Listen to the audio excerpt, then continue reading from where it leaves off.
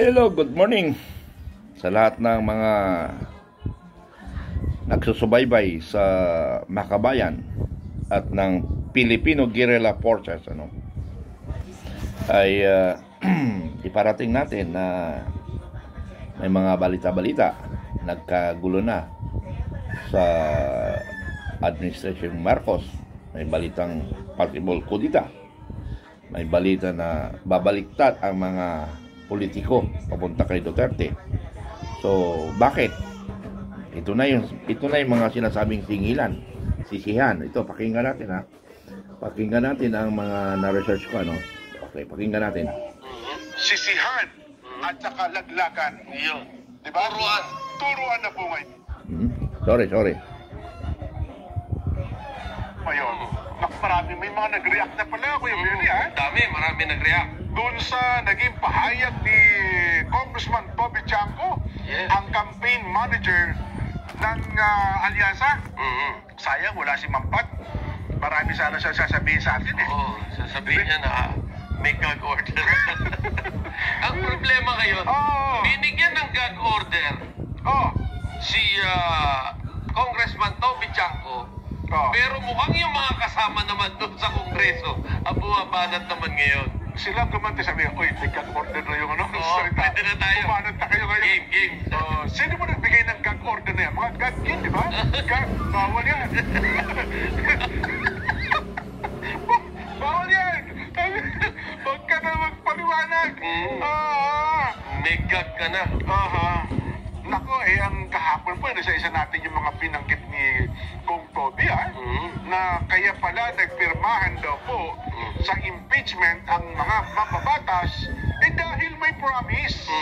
Kaya ang kanilang kanta nga kahapon, na kinakanta ko rin, ay yung please release the fund. No na. Sana all. OPM. Yes. You promise me na other people's money. Yan. Ipinangako, pera ng gobyerno, ipinangako. Ngayon, mukhang sabi, wala namang ganun pangako, Wala naman. Ba't nyo kami ginaganon? Ano palagay nyo sa amin? Paperman dahil sa kami dahil lamang sa napangakuan? Walang ganun. Diba? Kaya tinitimbang ng marami ngayon, sino na ang nagsasabi ng totoo? Diba? Yun bang nauna nagpahayag o yung mga sumasabing tumatanggi na sa araw na ito? Nason Kuya Benny? Yes. Diba? Dito, malinaw naman yung sinabi ni Toby Chanco na talagang yun ang dahilan kung kaya't marami ang pumirma. Yun na nga. Nako. Marami naman talaga nagtataka. Kasi napakaraming pumirma. Imagine mo, pati kakampi. Ganun? Oo, pati kakampi. Maraming kakampi ang pumirma. Kakampi ng Duterte. Pero iba naman daw, sabi nila, na-pressure lang kami. Tsaka yung sabi nila, hindi, ang aming pirma, akala namin kung anong pinirmahan namin Hindi naman namin alam para sa impeachment yun At meron nagsabi na pressure lang kami dahil iipitin yung aming mga proyekto. Meron ganun. Sabi nila, naipasa na namin yung batas para sa ospital Pagka hindi kami pumirma, yung pondo hindi matutuloy. Diba? Mukhang ang sabi ni Kong Toby, totoo na niya may ganun. Nagtunbang nga niya ako totoo ngayon, pinipigilan ko pa niya sila pero ngayon, may sumagot kay Kong Toby, Kuya Benny. Yes, sino yan? Ang representante po ng Iloilo, dating Health Secretary Janet Garin. Ano sabi niya? Sabi po ni Congresswoman Janet Garin, ayaw po makisama itong papel, talaga naman. Sabi niya, hindi po natiis ni Iloilo 1st District Representative Janet Garin ang mga naging pahayag ni Nabota City Representative at alyansa ng Bagong Pilipinas Campaign Manager Toby Chanco na, sabi niya, naintindihan mo? Na ang ikinatalo ng administration senatorial bench sa nakaraang May 12 elections ay ang ginawang pagsusulong ng gobyerno sa impeachment complaint laban kay Vice President Sara Duterte.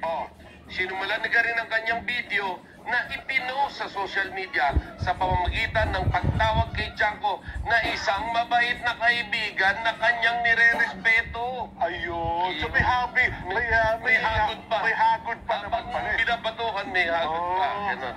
Kaya ikaw sabi, ang bait mo naman kasi. Napakabait mo mga ganun. Kailangan kong sagutin yun. Sabi ni Janet Garin. Pangit naman sabihin na yung mga pumirma sa impeachment ay dahil sa pera. At dahil dun sa mga conditional release. Kaya nga conditional release, hindi ni-release yung project mo. Paano ka naman matutuwa nun, di ba? Parang hindi tugma, sabi ni Garin sa isang video na nakapost sa Facebook. So kaya ang kanyang punto, kaya hindi sila natuwa kasi hindi nga naman ni-release. Hindi dahil sa kaya hindi natuwa, dahil dun sa ipinangako ng impeachment.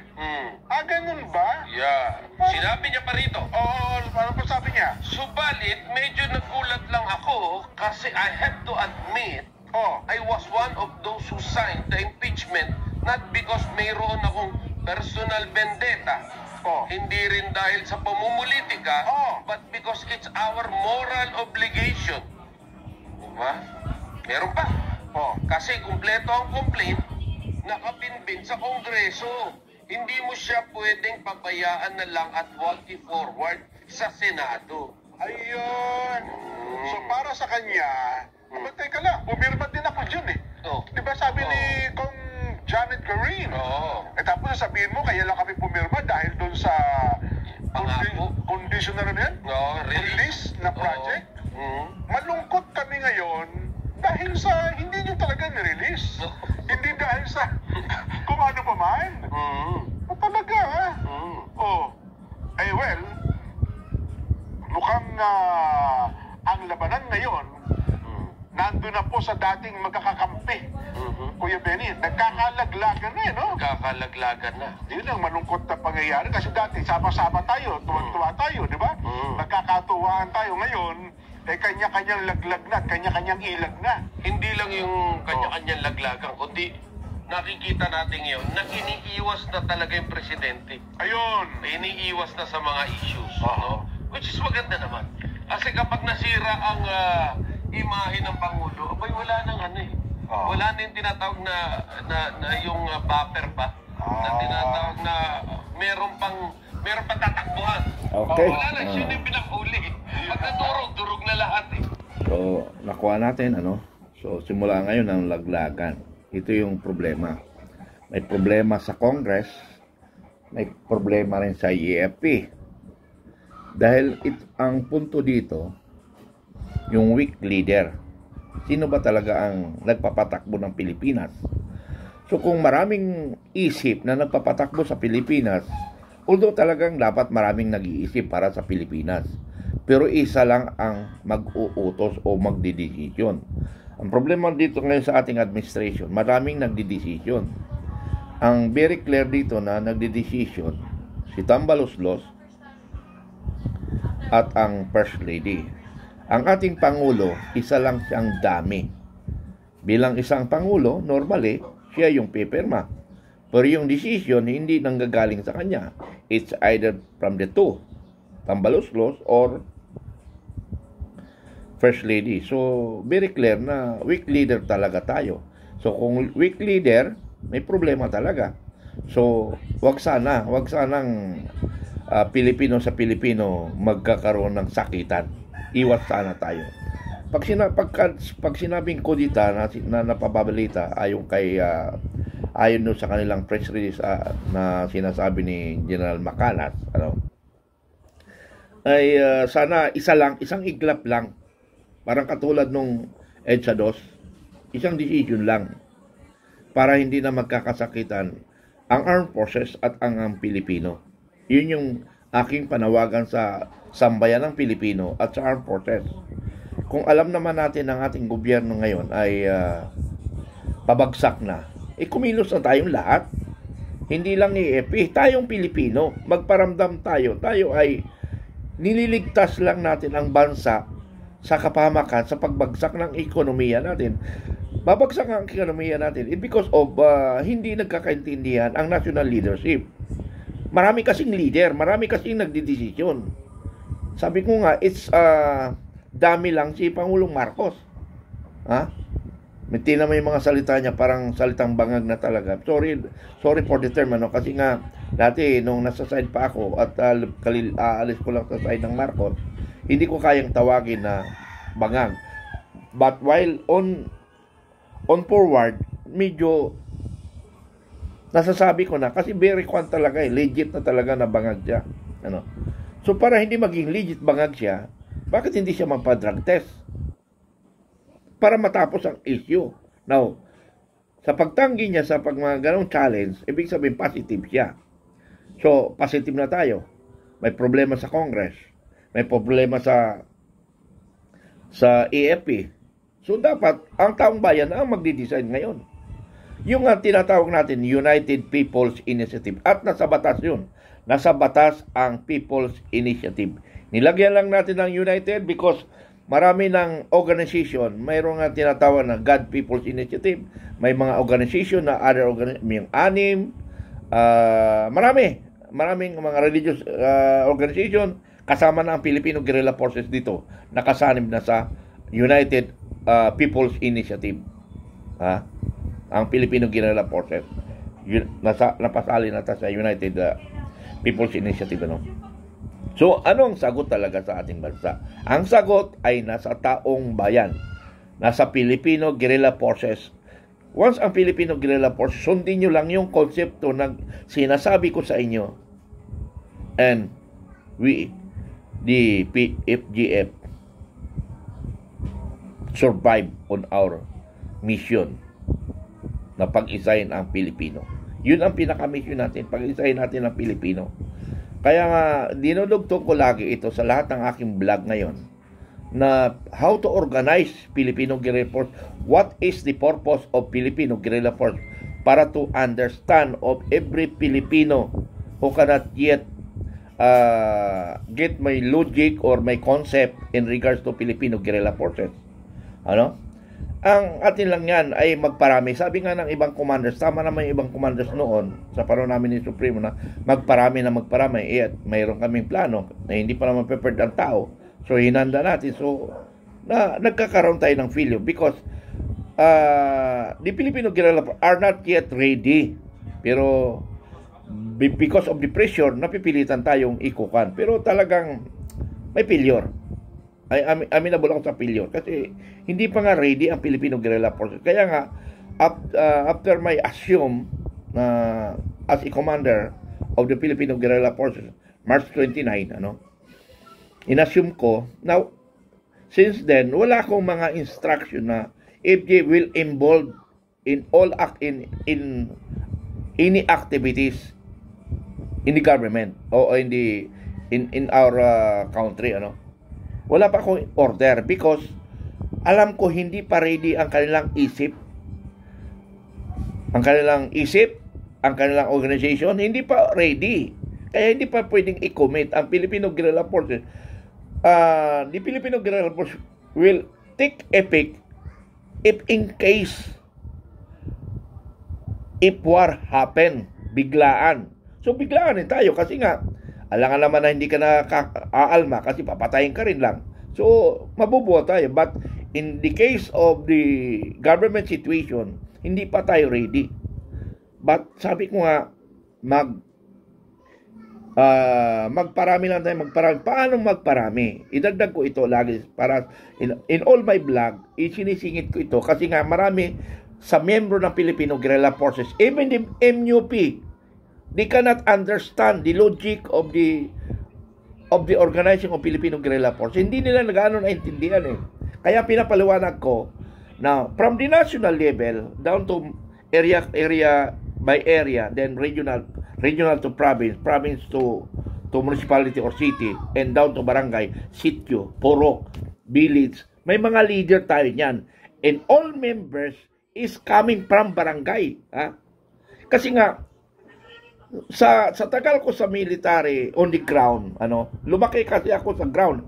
I never retired na nasa aircon ako. I retired, nasa ground ako. Even though nasa reserve command ako, sa reserve command, ginawa ko rin yan. Ano ang magiging support ng reserve command? And all community defense center, sa lahat ng community defense, we have 81 province and we have 81 CDC. Ang Quezon province lang and Marinduque ang nag-spearhead in regards to community defense operation. Nasa record yan. Nasa record ng ARISCOM. Nasa record ng ARISCOM. Quezon province, nasa record yan. Marinduque, nasa record yan. And the Marinduque alone is municipality. 10 municipalities was already approved by the government, by the provincial and the city, in the municipality. Approved na ang organization namin to support the local government. Tapos na yan. But nung marilib ako dahil marami na inggit, hindi nila kayang i-perform yung aking objective. And also the Quezon province. How many provinces, how many municipalities in the Quezon province? But yung 17 municipalities, I already negotiated in the support of the local government or the municipality and the province. Mayroon ng usapan dyan. Sunod-sunod dyan aking mga training. But yung pumalit sa akin, hindi nila alam gawin. Kaya yun nagiging problema. Kasi nga, wala sa puso ang pagtatrabaho. Commitment. Once you have no commitment on your task, on your mission, walang mangyari. Walang mangyari kung wala kang commitment sa iyong sarili, sa iyong bayan, sa iyong posisyon. Never. Kasi ang nakikita ko, I'm sorry for the word for other officers, yung bang routine mission, routine trabaho mo lang, or nag-excel ka because of your looking for a position, looking for the ranks, and looking for another higher designation, kaya you perform your task. No. Dapat you perform as mandate coming from your heart, commitment. Ganun lang yan. Kaya siningit ko ito mga kababayan in all my vlogs na paano mag-organize. Magparami lang, magparami. Pag mayroon na kayong tao sa barangay, I'm sure you are now effective and you will be respectable in your area because you have a leader. You have a leadership. Ganun lang. Ganun lang. Marami nagkakandidato na inaas ko, sir, pwede ka ba kasi Brad, ayaw nila eh. Bakit? Walang pera eh. Gusto nila pumasok sa politika para magkapera. Anong habol ninyo sa politika? Money in power. Huwag tayo magplastikan. Money in power kayo. Now, kung pumasok ka sa Filipino Guerrilla Forces at binuo mo, galing sa puso mo, na tutulong ka sa iyong bayan. Ganun lang yun. Pero kung direkta to politics ka lang, kaya ka nag-organize, it because of the purpose of politics, walang kwintang servisyo yan. Mark my word, mga kababayan, hindi yan totoong serbisyo. Totoo lang yan. You get the power and money. I'm sorry for the words kasi yan ang katotohanan. Real talk lang tayo. Maraming salamat. Bye-bye. I love you all.